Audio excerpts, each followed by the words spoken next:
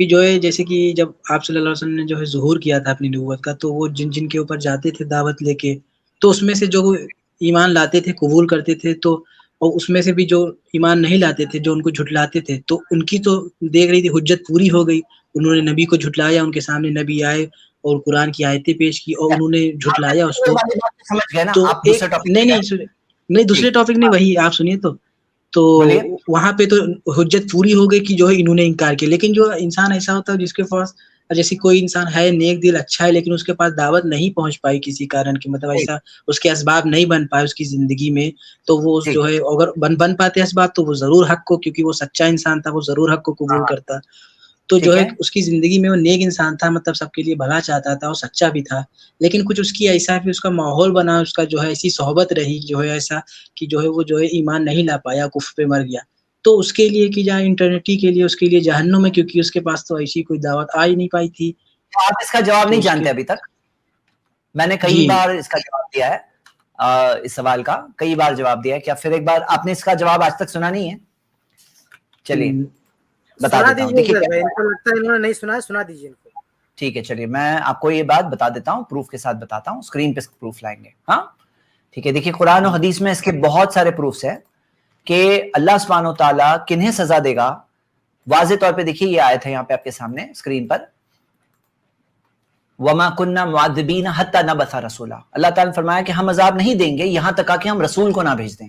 تو اللہ تعالیٰ نے وعدہ کیا ہے اللہ عذاب نہیں دے گا. اور جہنم کے دروازے پر جو داروغہ ہوں گے، كُلَّمَا أُلْقِيَ فِيهَا فَوْجٌ سَأَلَهُمْ خَزَنَتُهَا، جب بھی وہاں پر ایک گروپ آئے گا تو وہاں کے جو گارڈز ہیں وہ کہیں گے أَلَمْ يَأْتِكُمْ نَذِيرٌ، کیا تمہارے پاس ڈرانے والے نہیں آئے؟ تو وہ کہیں گے قَالُوا بَلَىٰ قَدْ جَاءَنَا نَذِيرٌ، کہ ہاں ہمارے پاس ڈرانے والا آیا تھا. فَكَذَّبْنَا، ہم نے اسے جھٹلا دیا.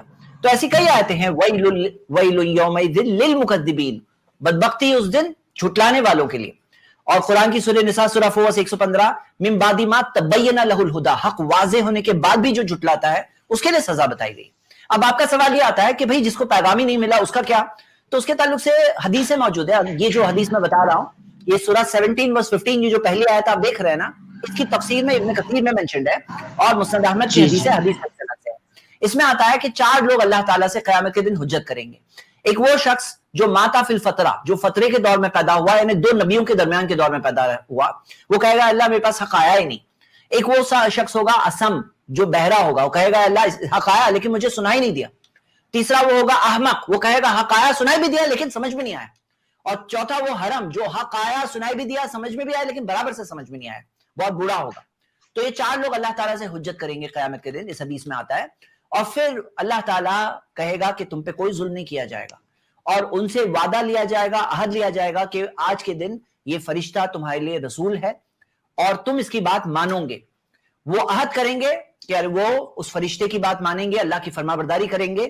وہ فرشتہ انہیں ایک ایسی جگہ پر لے جائے گا جہاں انہیں آگ دکھائی دے گی، اور فرشتہ کہے گا ادخلو، اس میں داخل ہو جاؤ. جو لوگ اس میں داخل ہو جائیں گے وہ پائیں گے آگ کیسی ہوگی، بردم و سلامہ، ٹھنڈک والی اور سلامتی والی، جیسے ابراہیم علیہ السلام کے لیے ہوئی. اور جو لوگ نافرمانی کریں گے، اپنے عہد کو توڑیں گے، اللہ کے پاس کیے ہوئے وعدے کو توڑیں گے، اب وہ لوگ جائیں گے جہنم میں. تو یہاں پہ ہم کیا دیکھتے ہیں، یہ ایک حدیث آپ کے سامنے، ایسی اور بھی حدیثیں ہیں جو دیکھ کر کے جس سے پکچر پورا ملتا ہے. تو یہاں پر کیا ہوتا ہے، بعض ایسے مسلم بھی ہے جو منافق ہوتے ہیں، جو مسلم نام ہوتا ہے لیکن منافق ہوتے ہیں، اور وہ لوگ کہاں جائیں گے، کلیئرلی جہنم جائیں گے. اور ایسے بھی لوگ ہو سکتے ہیں جو غیر مسلم ہو لیکن ان تک اسلام کا پیغام پہنچا ہی نہیں، اور لیکن ایسے لوگ ہوتے ہیں جو حق طلبی ہوتی ہے، ان میں حق کو جاننا چاہتے ہیں، حق پہ چلنا چاہتے ہیں، حق مل جائے، صحیح بات مل جائے، اسی پہ چلنے کی ان کی کوشش ہوتی ہے. تو ایسے جو لوگ ہوتے ہیں اور جن کا مزاج وہی ہوتا ہے، اور ہم سب جانتے ہیں ایسے بھی لوگ ہوتے ہیں جن کو حق میں کوئی انٹرسٹ نہیں ہوتا ہے، لالچ ہوتی ہے ان کے اندر، بس فائدہ کیا ہے، صحیح غلط نہیں دیکھنا ہے، فائدہ کیا ہے. اب ہوتا کیا ہے نا، انسان کی جو عادت ہوتی ہے زندگی بھر کی، وہی عادت وہاں پہ بھی ظاہر ہوگی قیامت کے دن. یہ میں آپ کو ایکسپلین کر رہا ہوں کہ قیامت کے دن جو لوگ اس فرشتے کی بات نہیں مانیں گے، حالانکہ قیامت کا دن دیکھ چکے، اللہ سے کلام کر چکے، لیکن جو ایک انسان کا نیچر ہوتا ہے وہی غالب رہے گا نا اس کے اوپر. تو جو لالچی لوگ ہوتے ہیں وہ وہاں پہ آگ دکھ رہی ہے، انکمفرٹیبل چیز ہے، فرما برداری کر کے آگ دکھ رہی ہے، تو وہاں پہ کیا کریں گے، نافرمانی کریں گے اللہ کی وہاں پر بھی. تو ایسے لوگوں کو کیا ہوگا، جہنم ملے گی. لیکن جو لوگ اس فرشتے کی بات مانیں گے اور عہد کو پورا کریں گے، اپنے عہد کو پورا کریں گے، وہ لوگ کہاں جائیں گے، جنت جائیں گے، نان مسلم ہونے کے باوجود. ہاں پیغام نہیں ملا ہے ان کو. تو ہم دیکھتے ہیں کہ یہ ایک چیز ہے جو ہم سب دیکھ سکتے ہیں. اور یہاں پر کلیئر باتیں، ایسے بہت ساری باتیں ہیں انشاءاللہ. تو بنیادی طور پر امید کرتا ہوں آپ کو یہ بات سمجھ میں آئی ہوگی. کہ آپ کا سوال کا جواب ملا آپ کو عمیر بھائی؟ جی آواز جی سر میں تھوڑی بتایا آپ نے، تھوڑا جو ہے آپ کا وہ ہو رہا تھا، مطلب کٹ رہی تھی آواز. جی کوئی بات نہیں، آپ ایسا کریے گا اسکرین میں پیچھے آ کے یوٹیوب پہ دیکھیے. باقی میں آپ کو جواب بتا رہا ہوں. اللہ تعالیٰ کسی پہ ظلم نہیں کرتا، کسی کے ساتھ ناانصافی نہیں کرتا، اور حق بات ایک ہی ہے. میں نے ایک ویڈیو بنائی ہے، ایک سیریز ہے پلس ٹی وی پہ، وائی اسلام 100 ریزنز. آپ ضرور اس ویڈیو کو دیکھیے، اس میں 100 ریزنز دیے گئے. اگر ایک بھی وجہ آپ کو سمجھ میں آ گئی تو آپ کے لیے کافی ہے اسلام کی حقانیت اور سچائی کو سمجھنے کے لیے. ہاں جزاک اللہ خیر.